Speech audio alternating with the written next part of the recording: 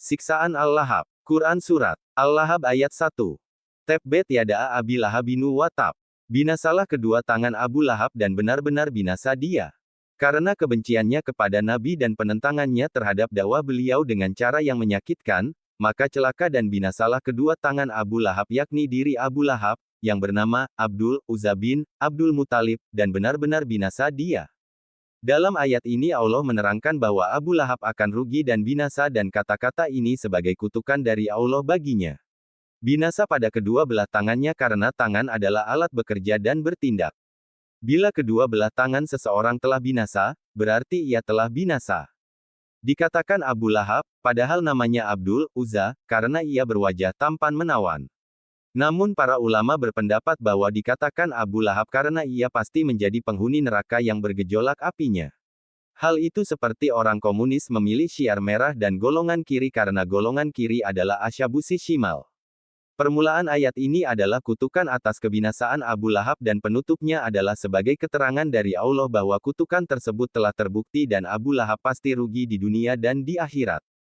Ketika ayat Tabat yada Abi Lahabin wa Tabba turun, Ummu Jamil al-Aura, wanita yang sebelah matanya buta, binti Harb datang sambil berteriak-teriak. Ia membawa batu sekepalan tangan, seraya berkata, dia mencela agama kami menolak. Agamanya kami benci dan perintahnya kami bantah. Ketika itu Nabi SAW duduk di dalam masjid bersama Abu Bakar. Ketika Abu Bakar melihat wanita itu, beliau berkata, wahai Rasulullah, wanita itu telah datang. Saya khawatir dia melihatmu. Maka Rasulullah SAW berkata, dia tidak akan melihatku. Kemudian Nabi membaca sebuah ayat dan berlindung dengan menggunakan ayat itu. Beliau membaca, dan apabila kamu membaca Al-Quran, kami jadikan di antara kamu dan orang-orang yang tidak beriman itu penghalang yang tertutup. Wanita itu berdiri di depan Abu Bakar, namun ia tidak bisa melihat Rasulullah SAW. Ia berkata, hai Abu Bakar, aku mendapat kabar bahwa temanmu itu telah menghinaku. Abu Bakar berkata, tidak.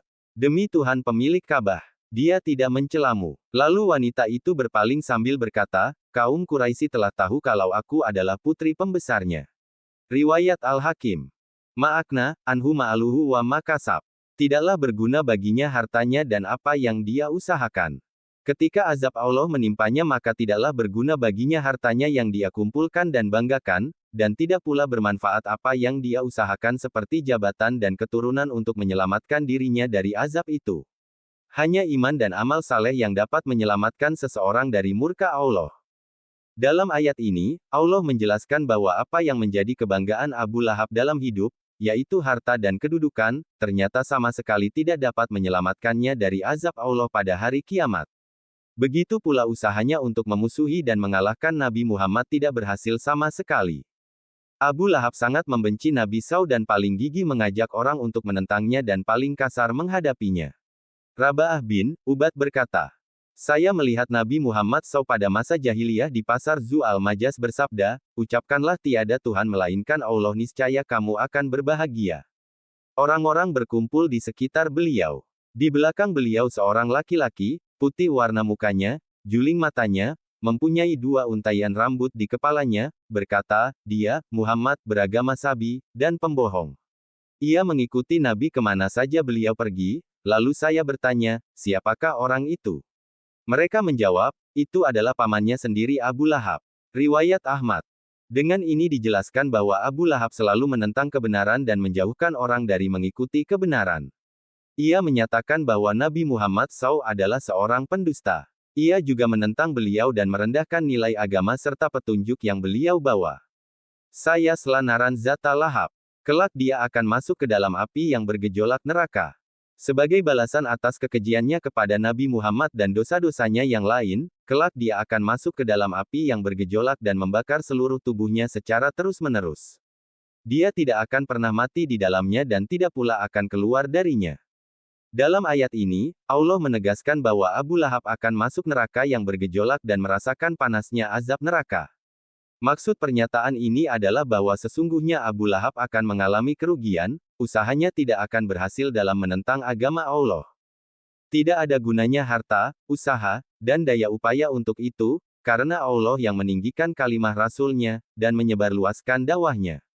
Abu Lahab akan diazab pada hari kiamat dengan neraka yang menyemburkan bunga api dan suhunya yang sangat panas. Azab itu disediakan Allah untuk orang-orang seperti Abu Lahab dari kalangan orang-orang kafir yang menentang Nabi, selain azab di dunia dengan kegagalan usahanya. Istrinya sebagai pembantu utama dalam usaha menentang dan menyakiti Rasulullah SAW akan diazab juga bersama-sama.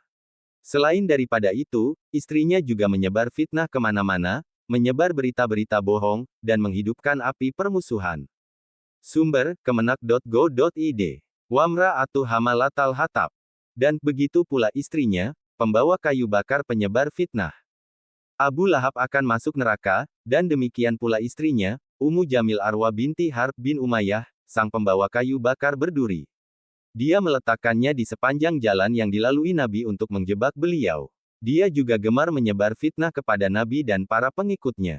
Allah menegaskan bahwa istri Abu Lahab akan diazab sebagaimana suaminya. Istrinya bernama Arwa binti Harb, saudara perempuan Abu Sufyan bin Harb. Dia diazab karena usahanya menyebarkan fitnah dan memadamkan dakwah Nabi Muhammad. Orang Arab mengatakan bahwa orang yang berusaha menyebarkan dan merusak hubungan antara manusia seolah-olah ia membawa kayu api antara manusia, seakan-akan dia membakar silaturahim antara mereka. Ada pula yang mengatakan bahwa istri Abu Lahab menaruh duri, pecahan kaca, dan kotoran di jalan yang biasa dilalui Nabi Muhammad dengan maksud untuk menyakiti beliau.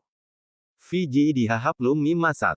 Di lehernya ada tali dari sabut yang dipintal. Bentuk azab yang akan diterimanya di neraka sesuai dengan perilakunya sendiri. Di lehernya ada tali dari sabut yang dipintal. Dengan tali itu Allah menjerat lehernya dan mengangkatnya tinggi-tinggi, lalu mencampakkannya ke dasar neraka. Dalam ayat ini, Allah menyatakan keburukan perbuatan istri Abu Lahab, kerendahan budi dan kejelekan amal perbuatannya. Pada lehernya selalu ada seutas tali yang kuat, digunakannya untuk memikul duri-duri yang akan diletakkannya pada jalan yang dilalui Nabi. Pernyataan ini merupakan penghinaan bagi dirinya dan suaminya. Usaha istri Abu Lahab begitu keras untuk menyalakan permusuhan antara manusia, sehingga Allah mengisahkan dia sebagai seorang perempuan yang membawa kayu bakar yang digantungkan pada lehernya kemana saja ia pergi. Ini adalah seburuk-buruknya perumpamaan bagi seorang perempuan. Telah diriwayatkan dari Said bin Musayyab bahwa Ummu Jamil panggilan istri Abu Lahab mempunyai sebuah kalung yang sangat mahal, dan ia berkata, sesungguhnya aku akan mempergunakan harga kalung ini untuk memusuhi Muhammad. Lalu Allah mengganti kalung tersebut dengan kalung dari api neraka. Sumber, kemenak.go.id